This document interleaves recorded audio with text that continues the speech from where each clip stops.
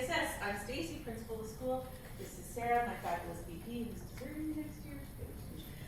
Greener pastures, or at least another school. Dave's super happy. I'm so sad. But next year I'll be here with a new teammate. So, the story of us. So, first of all, being curious. So this is our crew sitting and doing some good work. We started out the year with a whole bunch of data from previous years, and we looked at it all, and we took all kinds of leaps and bounds because we kind of had in mind the direction we should be going. And so we were finding data that worked to fit what we had imagined. That's not good inquiry. So it's the wrong way. So we decided to slow down, we circled back, and like Marcus was talking about, sometimes we knock it out of the park. We did not knock it out of the park at the beginning, but we slowed the process down. We went back to our scanning and moved from there. We didn't make it through the whole spiral this year, so I don't have fabulous checking stuff to do because we're just really going slowly, but also really moving really authentically through the spirals. I feel like it feels really authentic this year, which is really lovely. So I'm not going to show you checking, but I'm going to show you what we've done and where we're headed next. So it started with asking the right questions. As I said, we did the scanning to fit our ideas the first time. So we went back to the staff and we spent a bunch of time together really carefully crafting a school-wide survey that we were going to do. We used the Right Question Institute, which starts with a massive brainstorming session where there are no wrong answers and there's no sort of discussion, well, I don't think, and what about it? It's just massive, massive brainstorming to get all the ideas down. And it went on from there. It ended with staffs in groups of 1 of 5 areas that sort of emerged as the 5 big curiosity areas. And then they worked together to really hone in on what we were curious about. So they each sort of picked their area and then really dove into the information and the brainstorming that they had to build questions. Then all those questions went to the inquiry team where we worked really hard to spend time checking for biases, confirmation bias, implicit bias, to make sure that we weren't directing the questions and the results. It was hard, but really effective, and some really awesome conversations were happening. So then we gave a survey to 232 students, basically our whole student body, grade 5s to 12. Also very tricky coming up with a survey that grade 5s can understand what's being asked as well as grade 12s. But we wanted to have it the same for everybody. We had 64 students self-identify as Indigenous, and the questions were focused on these 5 areas of curiosity.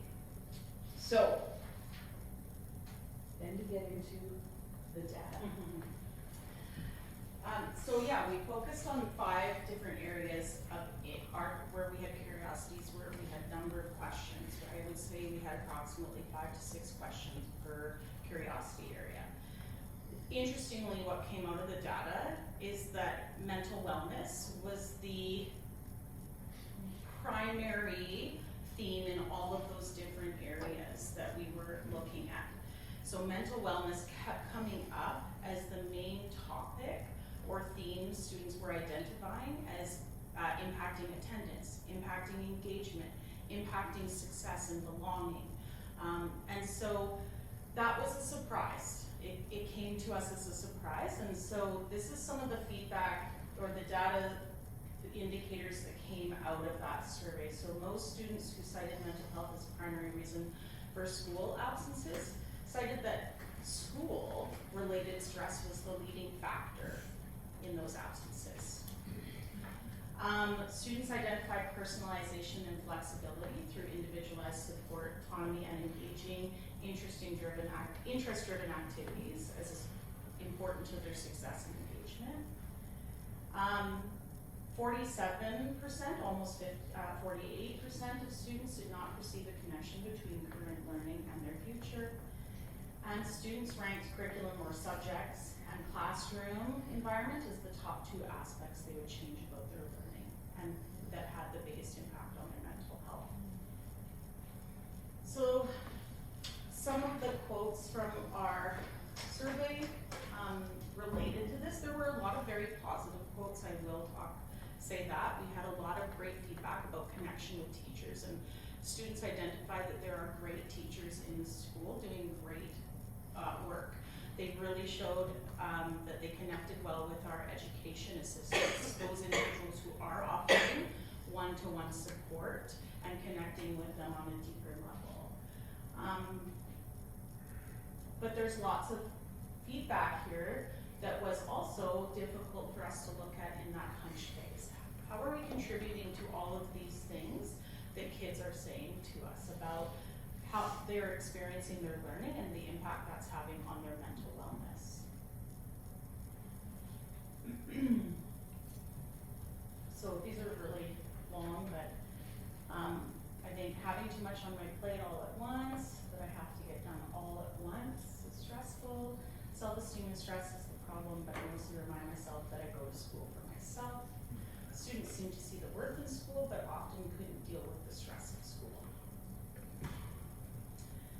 Another thing that we were part of this year were the empathy interviews. We came out of that survey wanting to ask deeper questions about those areas, and specifically mental wellness. And so we had a street data team that worked with the district group. It included 2 teachers, our counselor, our high school inclusion support teacher, and myself.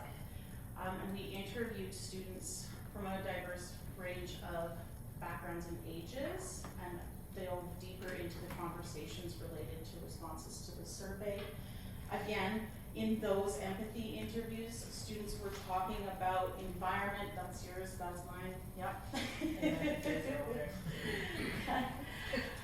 Talking about connection between improved mental health and well-being and land-based learning. So when given the opportunity to learn on the land, students were feeling better. They often cited the environment in the classroom as being a problem and increasing their stress level, and so getting outside was helpful to them. They also, many of our students in those empathy interviews, like our survey, indicated that they wanted to have more individualized, culturally responsive, or personalized supports in place in the classroom to help them in their learning. Okay, so our focus came out of that as mental wellness and belonging. How are we contributing to a declining sense of belonging and mental wellness to the students at SESS? So we really did a lot of work in that hunch phase around the area of control, because it's very easy to talk about things like cell phones and how they are contributing to declining mental health and outside pressures and stresses. But the reality was kids were telling us it was inside our building and things were stressing them out from the inside out. And so how are we contributing to that, and how can we have the most success in supporting students through that? I think it's important to know too, like, we really talked a lot about how kids are hungry to learn, and not that disengagement is not something that children have as a baseline. They want to learn, and so how are they getting to a point where they're really disengaged? And so that leads to our learning. So we did some learning. It's interesting how things evolve. We had different people kind of now sneaking into areas of interest, and we divided into some groups that people were in those areas of interest. We started with 5, we somehow ended with 8. So this was all happening in sort of April. Things are sort of sneaking away on us. But there was a lot of great learning. So staff read a couple of different books. We were listening to podcasts. They were reading articles. So there was lots of learning happening. We weren't necessarily all doing the same learning, because they've now started to, part ways and slide into these different groups. Wasn't quite our plan, but it was evolving as it evolved at that point. So I worked a lot with the pedagogy group, and our learning was around the Disengaged Teen by Rebecca Winthrop and Katie Anderson, I believe is her name. And so our action that we undertook in May was to give student voice to assessment. So choice and voice. And so these are 2 examples. Lucas Toth had a medal assignment where students create these dice, and he had some very advanced students, and he said, here's what I need you to show me. What you create is up to you. And so they created that assignment, but in a very different way. And so you have the pencil holder that's a log with the axe into it, showing a extending version of the different things that he needed them to show in that original assignment. Jamie Fortune was teaching gymnastics at the time, and he wanted to see students, he gave them all of the curricular skills, or the skills they needed to learn for gymnastics, as well as the 4 competencies he was going to be assessing them on. And then he said, I want you to come up with an assessment. I want you to show me what you know about gymnastics. Interestingly, he said a lot of them chose very basic ways to show, but students who don't regularly engage in gymnastics were very engaged and found a way or an entry point to show him what they were doing versus not participating, which was great, because he had seen up to this point quite a bit of students not participating, specifically in the grade 7 classes in gymnastics. Okay. So it was a kind of a funny thing where we were, all these little actions were taking place. I wanted to just highlight there were some really cool things happening as well that were happening kind of prior or alongside the inquiry that ended up fitting in so well. So the garden has turned into a huge learning place for us. Our prep teacher does science. She had kids outside in that garden all the time. Sarah was out there one day, there's a little dude laying on the ground, and she asked somebody about the worms, and as he's laying on the ground checking out, who knows, roly-polies or something, he just answers Sarah, well, worms and blah, blah, blah, the air raid and the yada yada, and he had it. Like, they were in there doing some really cool learning. So we also did an electives group in the primary, and so you can see at the bottom we had our pumping iron crew. So on Fridays they got to really do a cool exploratory thing. We have a SPARKS acronym now. I'll tell you a little bit more about that. We have house teams that have come up in the elementary, and again using that student voice and choice for assessment, and our leadership team really working with our elementary team. So these were happening, and they really fit in with the inquiry that's happening, and how do we get that belonging? How do we grow this sense of where we are? I mean, here's the garden. We also had chicks. Jenny, of course, had us with chickens and all the things happening. And the kids were just so involved. The whole SPARKS acronym, so across the top we've got self-regulation, perseverance, accountability, respect, kind, supportive. The kids know it. They're living by this, particularly in the elementary school. One teacher, they work towards a certain kind of a day, so they're working towards a SPY day, and when they get enough examples of each of those areas, they're getting a SPY day, which those days are real cool. We have Sparks of the Month being recognized for these attributes. One of the teachers just made this really cool mural, all painted blue and black, you can see, and every member of the elementary school, including all the adults, made their own spark, and so we all colored it, put our names on it, and it's there.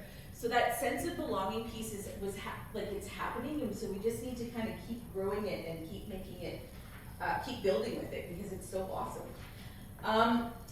That leads us to our very end, because we didn't get into the checking piece yet, but next year. So this year we started out tough, we made a big comeback, we lost our focus a little bit in the end where we divided into those many groups. So next year our plan is to get everybody heading in the same direction. In my ideal world, we're going to have an elementary that's focusing on that engagement, belonging, attendance kind of piece to build the mental health. In the secondary, my hope is that they're going to really lean into that pedagogy piece, and we're going to be far more focused on what we're doing. We have to get there authentically, otherwise it doesn't work, but that's the direction that I'm hoping to push people in. So our year was a bit squiggly and wiggly. We're ending in a really good place, and we feel like the inquiry is moving along as it should be. Yeah, so that's us. That's us here.